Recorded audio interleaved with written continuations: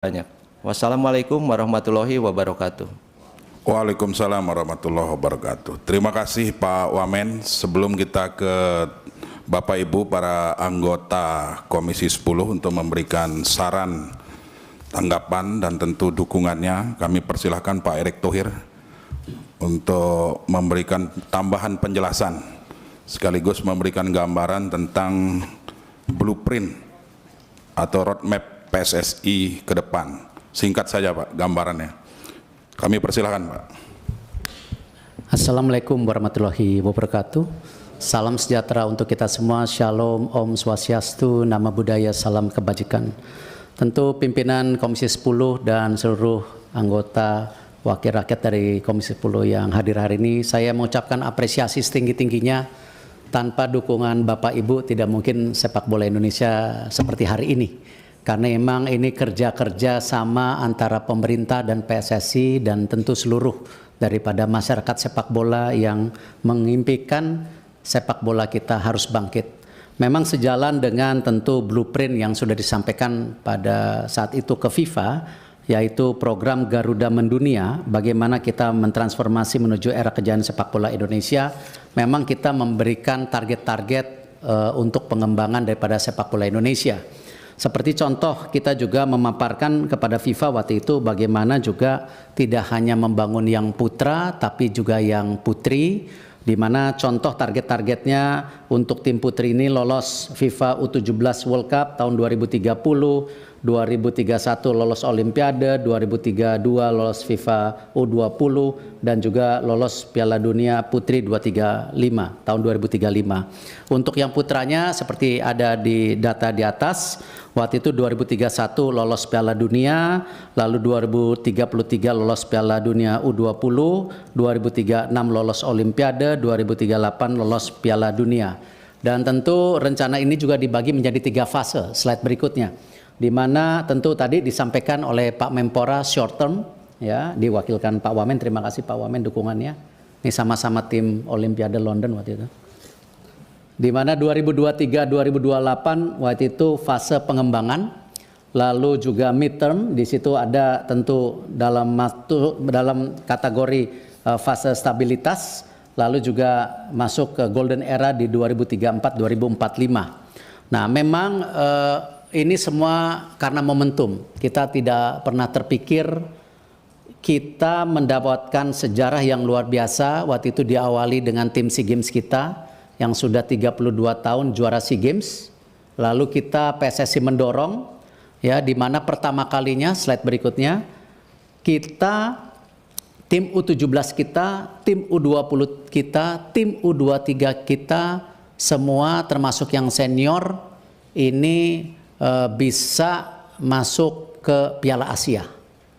Ini pertama kali, tidak pernah dalam sejarah kita semua tim kita masuk. Sekarang yang putri pun sedang bertanding.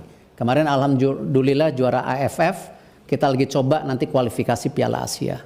Nah, karena program yang didukung oleh pemerintah dan tentu semua supporter sepak bola, apakah pembelian merchandise, sponsor ini sebuah momentum yang tidak pernah dipikirkan terlepas daripada roadmap yang kita sudah paparkan kepada waktu itu kepada FIFA.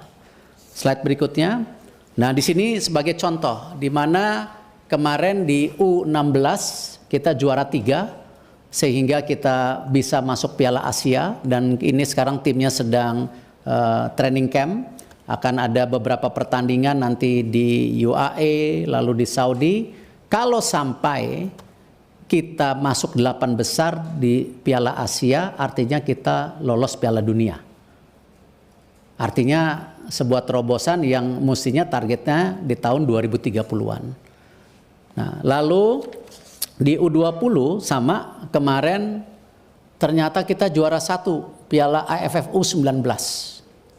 Yang sebenarnya untuk U20 sendiri targetnya sebenarnya lebih rendah dari yang U17. Ternyata juara. Nah, akhirnya kita lolos juga Piala Asia. Tapi sayang di fase grup kita kalah. Dan memang ke Piala Dunia itu untuk Piala U20 cukup berat karena 4 besar. Kalau yang U17 8 besar. Nah, tetapi tentu hal-hal seperti ini kita tidak boleh menyerah diri. karena sebuah kegagalan. Karena U17 kita masih punya potensi. Bahkan kenapa kita juga diskusi hari ini mengenai percepatan naturalisasi? Karena prestasi yang luar biasa di tim U23 kita. Next slide. Di mana masuk 4 besar Piala Asia. Jadi ranking 4 di Asia. Sehingga kalau ranking 3 kita langsung ke Olimpiade. Akhirnya karena ranking 4 kita harus bertanding di Prancis melawan Guinea. Sayang kita kalah 2-0. Nah, hal-hal seperti ini yang membuat confidence pemerintah PSSI kenapa tim senior kita ini punya potensi dari anak-anak muda kita seperti Rido, Marcelino yang juara SEA Games, ditambah tadi tim U23 kita dan sisa daripada tim senior kita.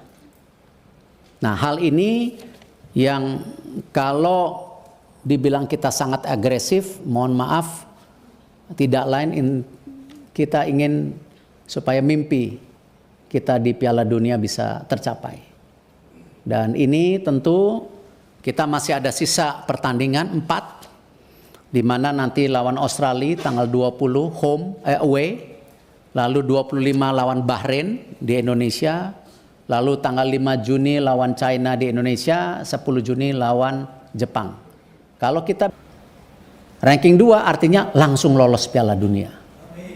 Tetapi kalau sampai pun kita ranking 3-4, kita masih diberi kesempatan untuk kualifikasi, ya, bergabung dengan 3 grup lainnya yang ranking 3-4 dibagi 2 grup. Nanti ranking 1-nya lolos Piala Dunia. Nah, ini yang akan dilakukan pada bulan Oktober November tahun ini. Jadi hal seperti ini mohon maaf, kami dari PSSI tidak bermaksud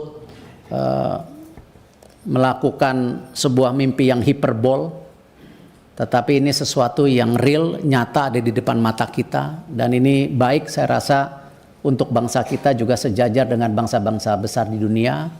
Dan kami tentu perkembangan tim nasional senior ini juga tetap kita lakukan bagaimana terus membangun regenerasi tim nasional melalui program pembangunan usia dini, yang mungkin pada kesempatan berikutnya, slide berikutnya, saya berharap saya diberi waktu paparan lebih lebar.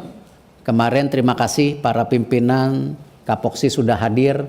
Mungkin tidak fair para pimpinan kalau kita juga tidak mengajak seluruh anggota untuk melakukan FGD.